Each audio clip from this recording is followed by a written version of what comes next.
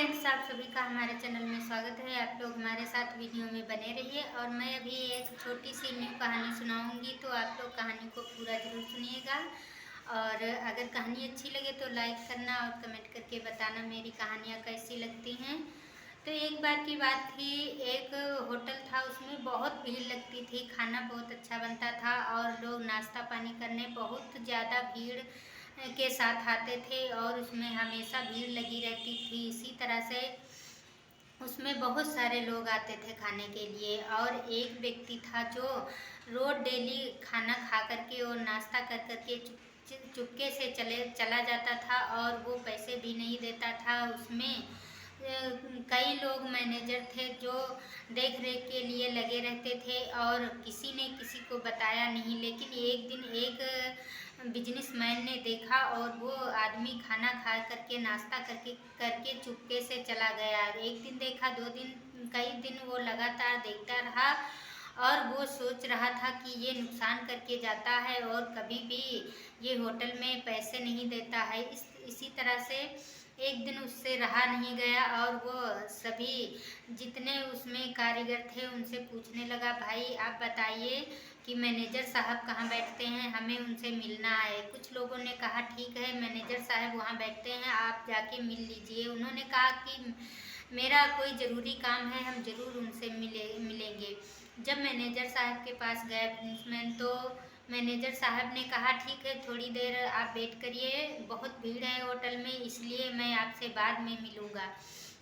वो बिजनेसमैन बैठा रहा और वेट करता रहा। जब होटल की कुछ भीड़ खत्म हुई तो मैनेजर साहब ने कहा ठीक है, आप बताइए क्या बात है, किस लिए मुझसे मिल रहे हैं। तो बिजनेसमैन कहने लगा, मैनेजर साहब, एक व्यक्ति आता है आपकी होटल में और रोज डेली वो खाना नाश्ता करके चला जाता है, पैसे नहीं देता है, तो आपके होटल का बहुत ही नुकसान हो जाएगा। इसी तरह से रोज डेली वो एक दो खुराक खाता रहेगा तो आप घाटे में आ जाएंगे।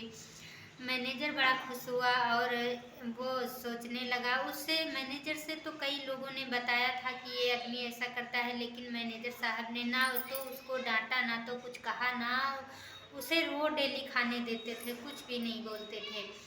और तभी वो मैनेजर साहब कहने लगे कि भाई वो जो आदमी आता है यहाँ पे, वो उसी के वजह से हमारे होटल में इतनी सारी भीड़ होती है और रोज डेली ये इतने लोग कस्टमर आते हैं, यहाँ खाना खाते हैं। मैंने उसको कुछ कभी नहीं कहा है और हमसे तुम ही नहीं कई लोगों ने बताया है, लेकिन मैं उसके लिए कुछ भी नहीं बोलता हूँ। वो खाना खा के चुपके से चला जाता है, मुझे सब कुछ पता है।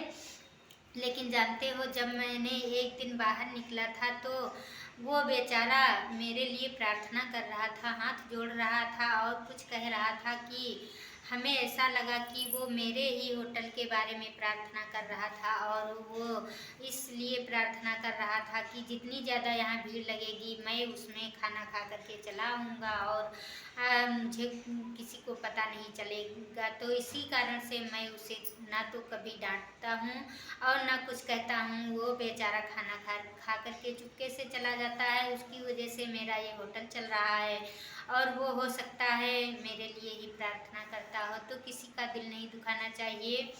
कभी कभी हमें ऐसा लगता है कि कोई मेरे लिए गलत कर रहा है, लेकिन हो सकता है मुझे किसी के वजह से ही मिल रहा हो, किसी ने मेरे लिए दुआ मांगा हो या दुआ मांगता हो, तो इस उसी के वजह से मुझे इस फल का जो है फल मिल रहा है। तो मैंने उस बेचारे को कुछ नहीं कहा हूँ। मैं वो बिजनेसमैन शर्मिंदा हो गया और चुपचाप वहाँ से चला गया और उसने दोबारा फिर कुछ नहीं कहा और वो सोचने लगा मैंने आज बहुत बड़ी गलती कर दी, क्योंकि एक दूसरे का दिल नहीं दुखाना चाहिए। कि पता नहीं कौन किस तरह से खा रहा है। कि भगवान ने जब किसी को खाने के लिए देते हैं तो कहीं ना कहीं बहाना तो बनाते ही हैं। इसी तरह से कहा जाता है, जब कोई गरीब व्यक्ति कहीं भी खाता है तो उसका दिल नहीं दुखाना चाहिए, क्योंकि वो प्रार्थना करता है ईश्वर से कि हे ईश्वर, मेरे वजह से इसकी कोई भी